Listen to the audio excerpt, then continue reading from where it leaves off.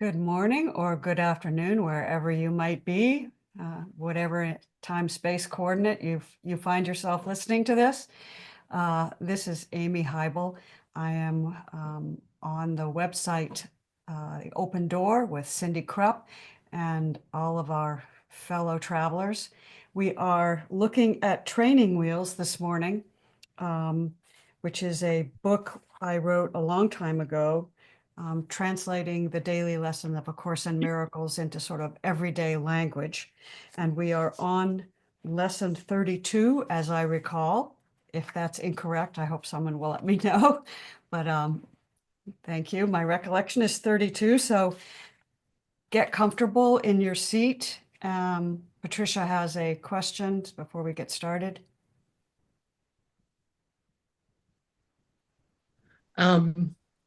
I'm on my Kindle. Could you tell me what page it is, please? The page in Training Wheels starts on page 58. Thank you. Lesson 32. Yeah. So I'm going to do what I always do. We'll do for the first 50 lessons, which is to essentially go through and read each lesson, because each lesson does, in a sense, build holographically on the other. So just take your seat and get comfortable. Then I'm going to read the lesson and then give a little bit of discussion about how the lesson has really changed for me since I wrote it in 2019, and then open it up for discussion and see how all of you think about the lesson or have experienced it. So you can keep your eyes open or closed as you wish, and we will begin.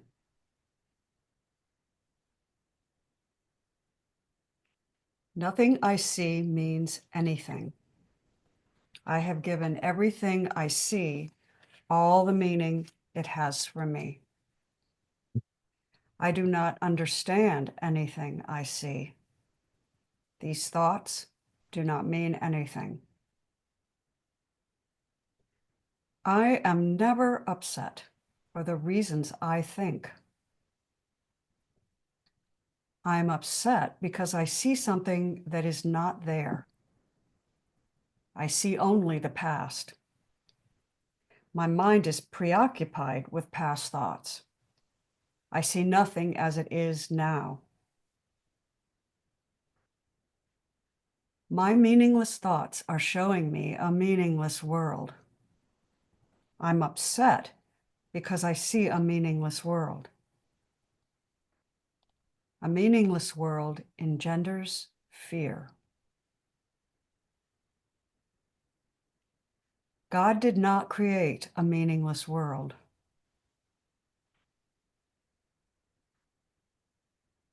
My thoughts are images I have made. I have no neutral thoughts. I see no neutral things. I am not alone in experiencing the effects of my seeing. I am not alone in experiencing the effects of my thoughts.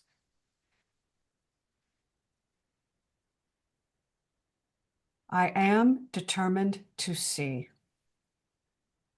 I am determined to see things differently. What I see is a form of vengeance. I can escape from the world I see by giving up attack thoughts. I do not perceive my own best interests. I do not know what anything is for. My attack thoughts are attacking my own invulnerability.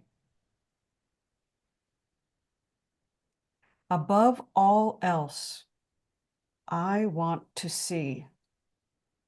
Above all else, I want to see things differently.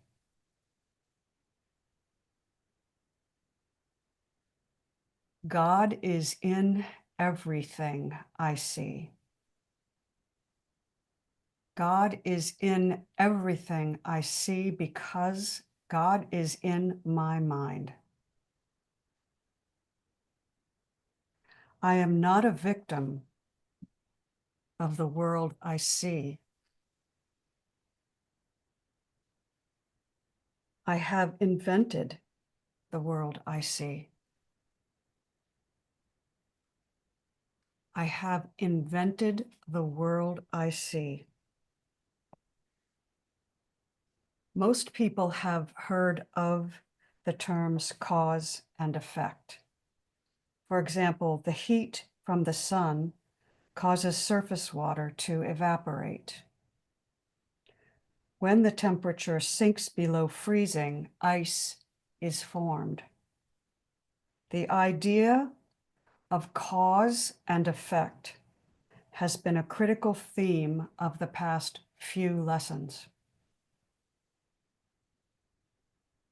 However, it is critical to your development that you understand your current understanding of cause and effect is limited and limiting. It is limited because it views the material world as cause and mind as its effect. This is completely backward. It is why you cannot be a victim of the world you see, and it's why you are the cause of the world and not its effect. You cannot be the victim of your own invention. I have invented the world I see. Today's lesson is literal. Let me repeat. Today's lesson is literal. It applies to both your inner world and your outer world, which are exactly the same. The truth is simply this: mind is the cause and this world is the effect. As I said, most of humanity today is in agreement that the opposite is true. We have been taught that the physical brain and the body are the source of our experience. And indeed, those who seem to do quote unquote best in this world appear quite adept at manipulating its external manifestations. For this reason, it's easy to understand why so many people continue to value and trust the external more than the internal. There's nothing wrong with doing well and enjoying the things of this world, but to value this world above the mind is to seek comfort in an illusion rather than its source. It is time to reconsider cause and effect. Today's lesson asks only that you pay more attention to what is going on inside your mind, to pay more attention to thoughts as they arise. Focus your efforts on awareness of the content and quality of your thoughts. Most people are not willing to accept responsibility for their thoughts until they have exhausted all other options. And the choice to see things differently is forced upon them. This is completely avoidable if cause and effect are understood. We have invented the world we see. Everything outside is a mirror of what is inside. And because we share a mind, we share in this creation. Practice today's lesson as you did the prior lesson. Twice a day, in the morning and the evening, take a seat and place your awareness on the breath. Look around at the outside world and say in your mind, I have invented the world I see. Allow yourself to relax as you repeat the lesson 2 or 3 times.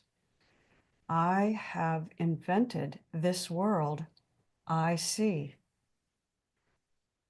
And then close your eyes and settle a little more deeply, keeping part of your awareness on the breath.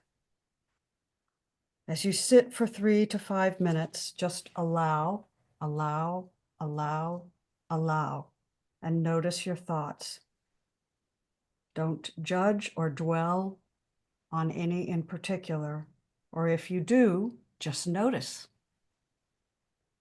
Part of your mind should be watching the breath, and part of your mind should be watching your thoughts. And part of your mind should slowly, calmly, when the impulse arises, repeat the lesson.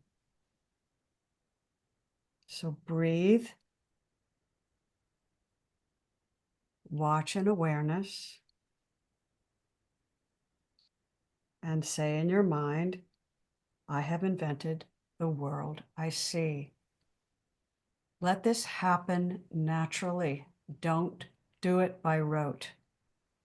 Just when you're moved to repeat the lesson, repeat it.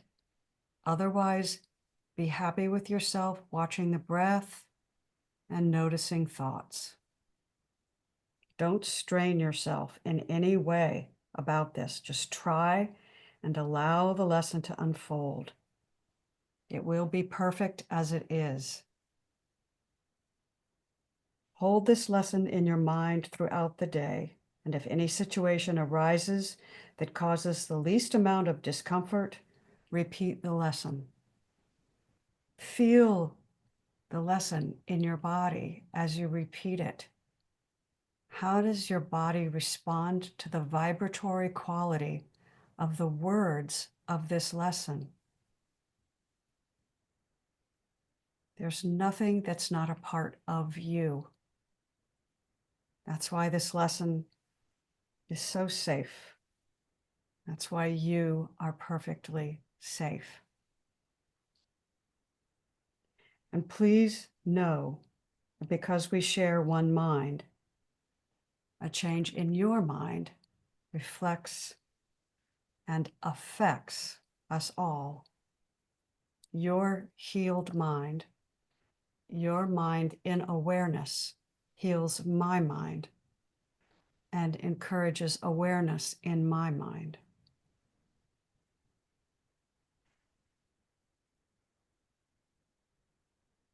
I have invented the world I see.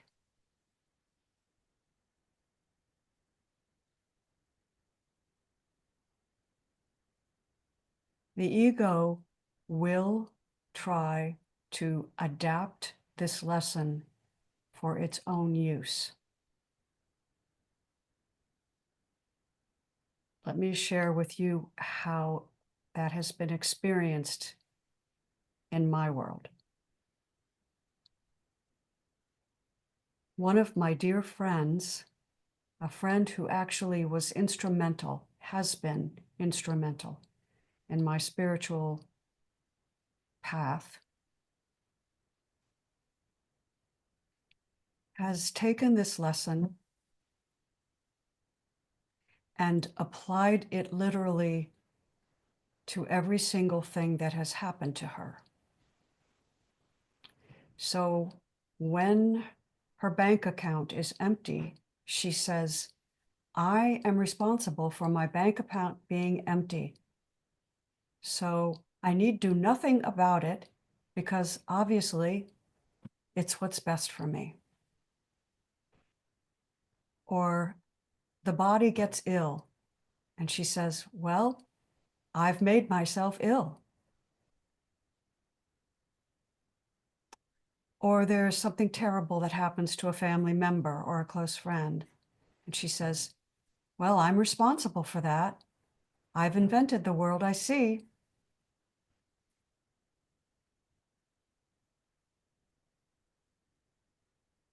That is the ego usurping this lesson. It makes the ego the center of the universe.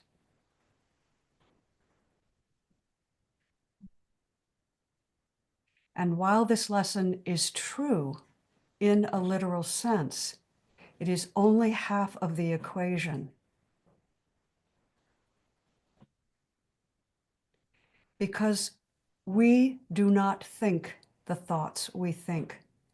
The ego takes the personal mind and then says, the personal mind is responsible for all the thoughts I think. The personal mind has invented this world, when in fact there is no personal mind.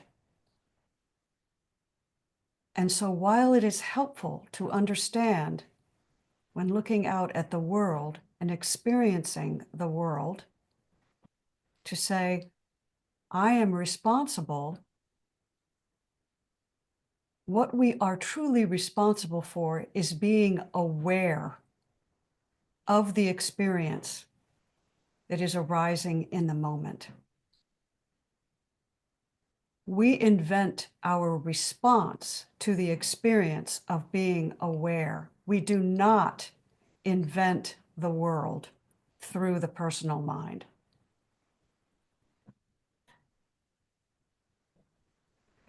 When we say everything is for me, that doesn't mean everything is for the personal self.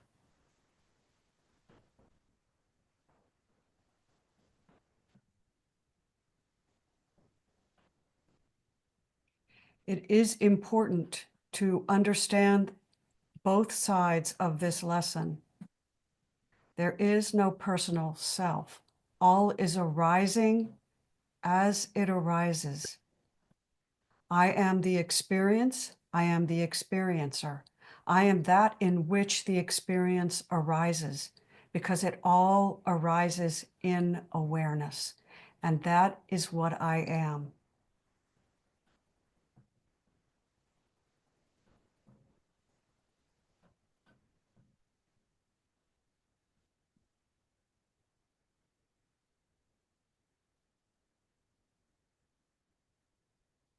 The ego will try to take this lesson and use it for its own ends.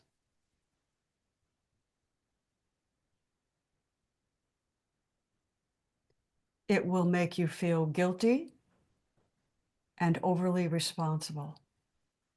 I am not responsible on a personal level.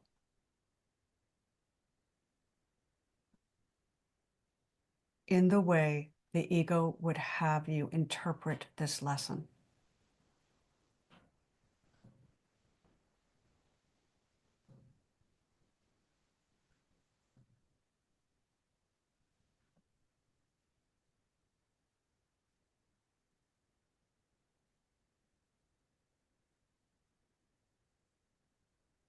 Some folks, including my good friend, took this lesson and then said, well, then I can manifest the world I want. I can heal myself of this disease. And that is true on a level above the personal self.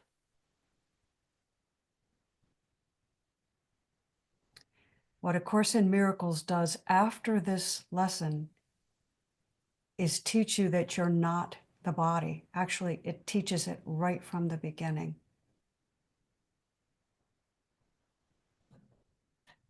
But you can see how the personal mind will usurp this lesson and use it for its own means and ends. So when I say, I have invented the world I see, understand who the I is.